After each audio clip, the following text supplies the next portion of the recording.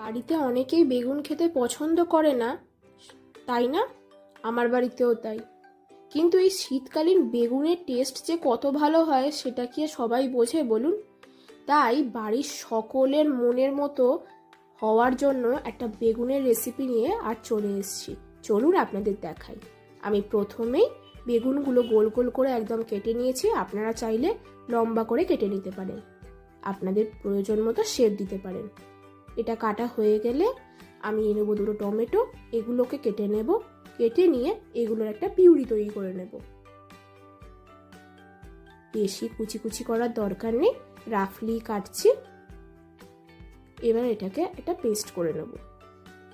এরপর আমি ধনেপাতা নিয়েছি, কাঁচা লঙ্কা, একটু নুন, চিনি, জল আর নিয়েছি একটু লেবুর রস দিয়ে এটার একটা পেস্ট করে নেব। এবার এদিকে আমি বেগুনগুলোতে একটু নুন, হলুদ, একটু কাশ্মীরি লাল মির্চ মাখিয়ে রেখে দেব। ঝাল দিচ্ছি না, কারণ মশলাটায় অনেকটা কাঁচা লঙ্কা দেওয়া আছে তো তাই। এবার এইগুলো ভালো করে তেলেতে ভেজে নেব। বেশি তেলে ভাজতে যাবেন না, কারণ অলরেডি শীতকালীন বেগুনে প্রচুর তেল টানে, তেল শরীরের জন্য একটুও ভালো নয়। আমি এর মধ্যে দিয়েছি একটু কালো জিরে, টমেটো পেস্ট আর দিয়েছি একটু আদা বাটা দিয়ে এটাকে ভালো করে মিশিয়ে নিয়েছি। এবার এর মধ্যে একটু জিরে গুঁড়ো, ধনে গুঁড়ো দিয়ে একটু নুন, চিনি দিয়ে আবার ভালো করে জিনিসটাকে কষিয়ে নেব। কষিয়ে নেওয়া হয়ে গেলে এর মধ্যে দিয়ে দেব ওই গ্রিন পিউরিটা।